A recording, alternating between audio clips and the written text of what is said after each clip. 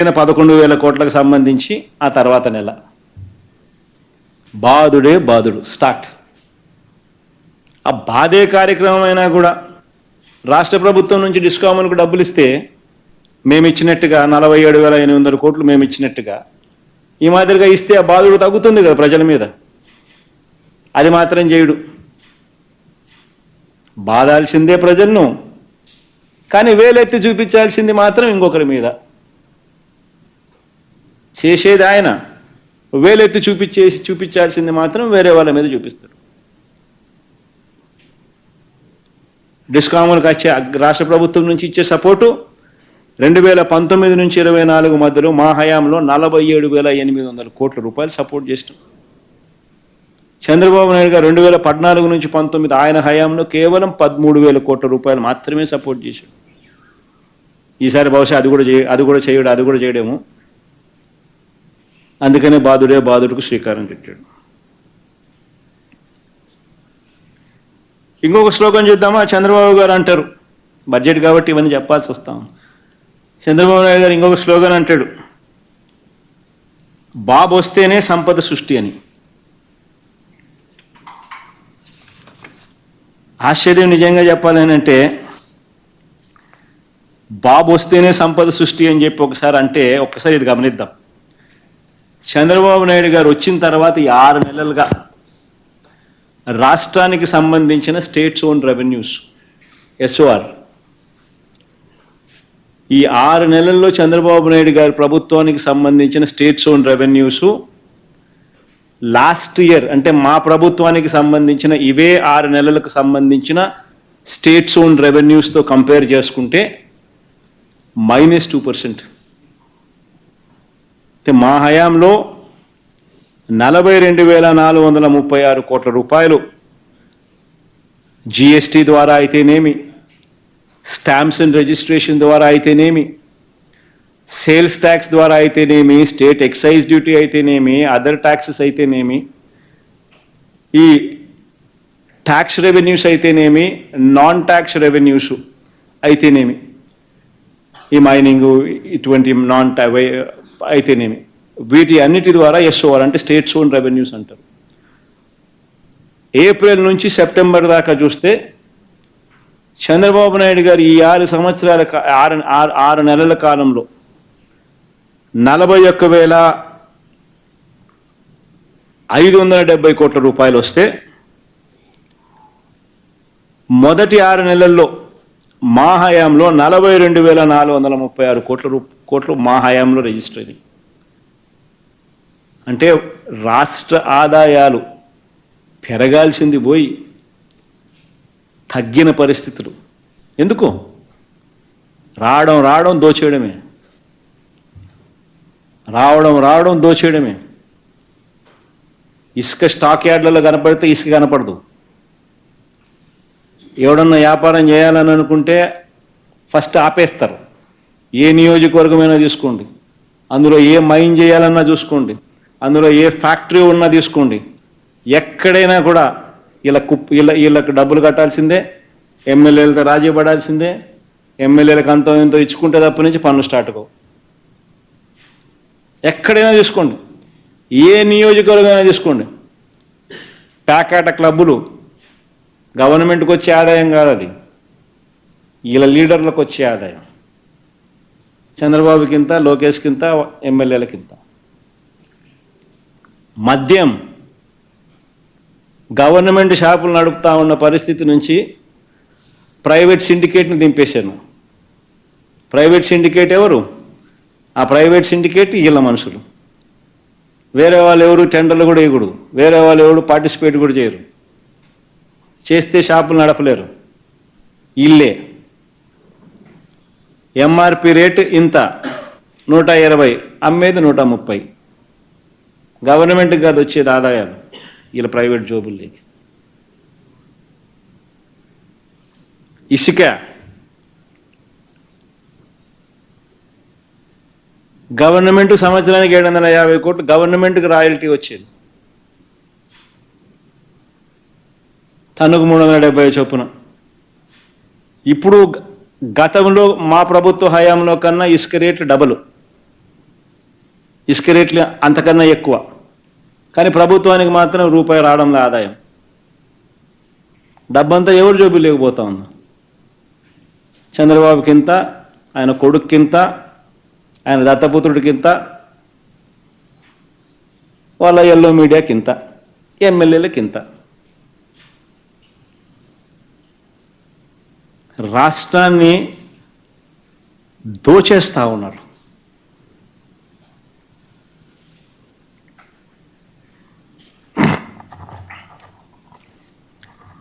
ఇంకొకటి చూద్దాం, ఇట్లా బడ్జెట్ కాబట్టి ఇంకో కొన్ని విషయాలు కూడా చెప్తాం. మూలధన క్యాపిటల్ ఎక్స్పెండిచర్, మూలధన వ్యయం మీద కూడా చంద్రబాబు నాయుడు గారు తప్పుడు ప్రచారాలు చేస్తారు. క్యాపిటల్ ఎక్స్పెండిచర్ మీద ఏదో జగన్ వస్తే ఓన్లీ సంక్షేమమే, జగన్ వస్తే అభివృద్ధి ఉండదు అని ఇంకొక దుష్ప్రచారం ఇది. క్యాపిటల్ ఎక్స్పెండిచర్ అంటే మూలధన వ్యయం మీద చంద్రబాబు నాయుడు గారు 2014 నుంచి 19 మధ్య ఆయన హయాంలో ఆయన చేసిన వ్యయం ఎంత అని చెప్పి చూస్తే సగటున 13,860 కోట్ల రూపాయలు ఆయన హయాంలో ఆయన ఖర్చు పెడితే 2019 నుంచి 2024లో వైఎస్ఆర్సీపీ హయాంలో క్యాపిటల్ ఎక్స్పెండిచర్ 15,632 కోట్ల రూపాయల సగటున ఖర్చు పెట్టినాం. అందుకే స్కూళ్ళు బాగుపడ్డాయి, అందుకే హాస్పిటళ్ళు బాగుపడ్డాయి, అందుకే ప్రతి గ్రామంలోనూ సచివాలయాలు వచ్చాయి, అందుకే ఈరోజు ప్రణాళికాబద్ధంగా ఈరోజు డ్యాములు కూడా నీళ్లు నిండుండాయి, డ్యాములు పూర్తయ్యాయి ప్రణాళికాబద్ధంగా. ఈరోజు పరిస్థితి ఏంది? వెలుగొండ ప్రాజెక్టు పూర్తయింది కానీ నీళ్లు నింపని పరిస్థితి.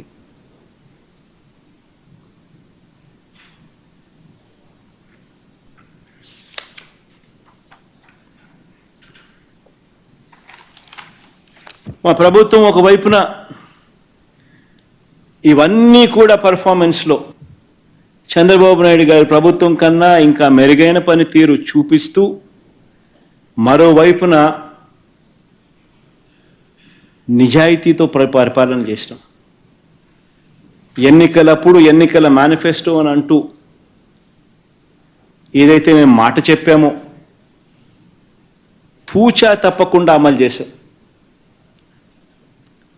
ఒకసారి అవి కూడా ఒకసారి క్లిప్పింగ్ చూపించము. ఒకసారి మొట్టమొదటిసారిగా రాష్ట్ర చరిత్రలో ఎప్పుడు చూడాల, దేశ చరిత్రలో కూడా బహుశా ఎప్పుడు జరిగి ఉండకపోవచ్చు, బడ్జెట్ ప్రవేశపెట్టేటప్పుడే ఒక క్యాలెండర్ ఇచ్చి ఏ పథకం ఏ నెలలో అమలు అవుతుంది అని చెప్పి ఏకంగా సంక్షేమ క్యాలెండర్ను కూడా బడ్జెట్తో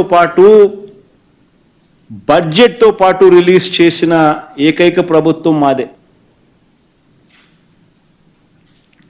ఈ పాటికే జగన్ ఉండింటే ఈ నవంబర్ నెలాఖరి కల్లా ఈ పాటికే వైఎస్ఆర్సీపీ ప్రభుత్వం ఉంటే ఈ పాటికే జగన్ ఉండింటే రాష్ట్ర ప్రజలకు ఈ పాటికే ఇవన్నీ కూడా వచ్చి ఉండేటివి.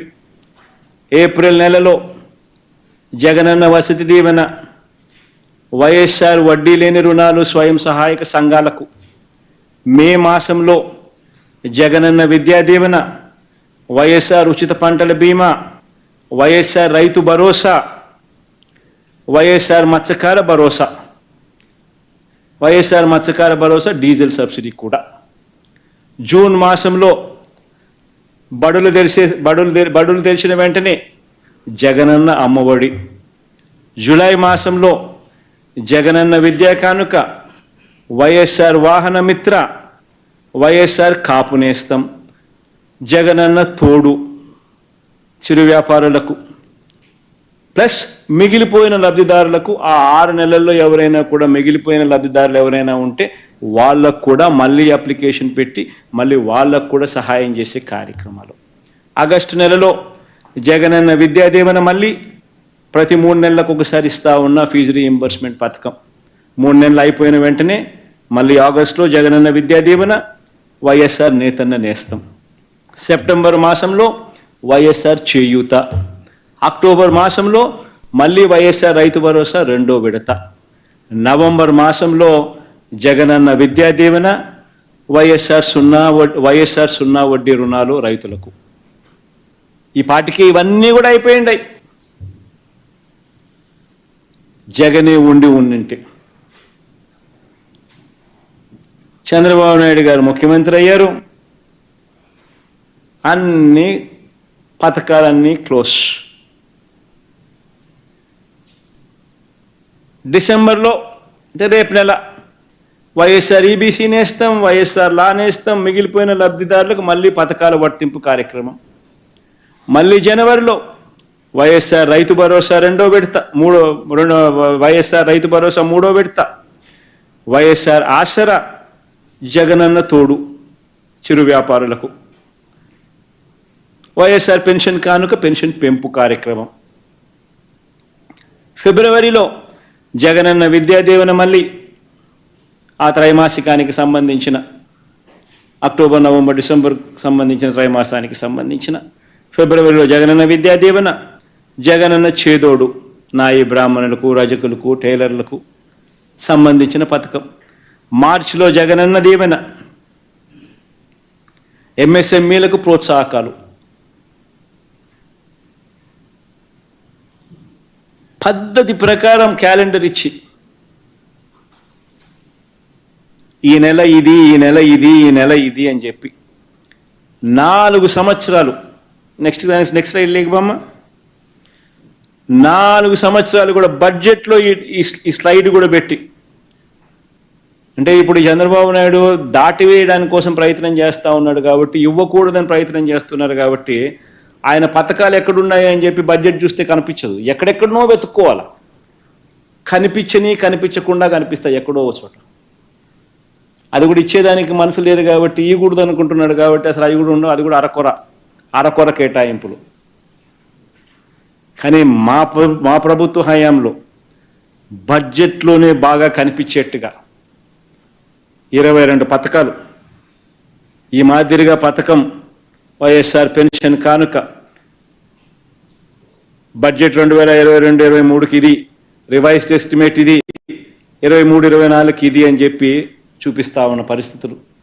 ప్రతి బడ్జెట్ను వైఎస్ఆర్ పెన్షన్ కానుక, వైఎస్ఆర్ రైతు భరోసా, వైఎస్ఆర్ పెన్షన్ కానుక, వైఎస్ఆర్ రైతు భరోసా, జగనన్న విద్యా దీవెన, జగనన్న వసతి దీవెన, వైఎస్ఆర్ ఇన్సూరెన్స్ ఉచిత పంటల బీమా, YSR interest free loans self help గ్రూప్స్కు, YSR interest free loans urban self help గ్రూప్స్కు, వైఎస్ఆర్ ఇంట్రెస్ట్ ఫ్రీ లోన్స్ ఫార్మర్లకు, వైఎస్ఆర్ కాపు నేస్తం, వైఎస్ఆర్ జగనన్న చేదోడు, వైఎస్ఆర్ వాహనమిత్ర, వైఎస్ఆర్ నేతన్న నేస్తం, వైఎస్ఆర్ మత్స్యకార భరోసా, డీజిల్ సబ్సిడీ టు ఫిషర్మెన్ వాళ్ళ బోట్లకు, ఎక్స్గ్రేషియా టు ఫార్మర్స్, లా నేస్తం, జగనన్న తోడు, ఈబీసీ నేస్తం, వైఎస్ఆర్ కళ్యాణమస్తు, వైఎస్ఆర్ ఆసరా, వైఎస్ఆర్ చేయూత, అమ్మఒడి, జగనన్న అమ్మఒడి. ఇలా అన్ని పథకాలు బడ్జెట్లో పెట్టి స్పష్టంగా కనిపించేట్టుగా చేస్తూ, నెక్స్ట్ స్లైడ్కి బొమ్మ. ఏకంగా ఈ 5 సంవత్సరాలలో 2,73,000 కోట్ల రూపాయలు డీబీటీ, 2,73,000 కోట్ల రూపాయలు డీబీటీ. బెనిఫిషరీస్ని గారు జూమ్ చేయమ్మా. జగనన్న అమ్మఒడి బెనిఫిషరీస్ 44,48,865 మంది. ఇచ్చిన సొమ్ము 26,067 కోట్ల రూపాయలు. జగనన్న వసతి దీవెన 25,17,245 మంది బెనిఫిషరీస్. ఇచ్చిన సొమ్ము 4,275 కోట్లు. జగనన్న విద్యా దీవెన 29,65,930 మంది బెనిఫిషరీస్. ఇచ్చిన సొమ్ము 12,609 కోట్ల రూపాయలు. జగనన్న విదేశీ విద్యా దీవెన 408 మంది బెనిఫిషరీస్. ఇచ్చింది 107 కోట్లు. వైఎస్ఆర్ రైతు భరోసా కింద 53,58,000 మంది రైతులకు ఇచ్చింది 34,378 కోట్లు. వైఎస్ఆర్ సున్నా వడ్డీ పంట రుణాలు 84,66,217 మంది బెనిఫిషరీసు, ఇచ్చింది 2,050. వైఎస్ఆర్ ఉచిత పంటల ఇన్సూరెన్సు 54,75,651 మంది రైతులకు ఇచ్చింది 7,802 కోట్ల రూపాయలు.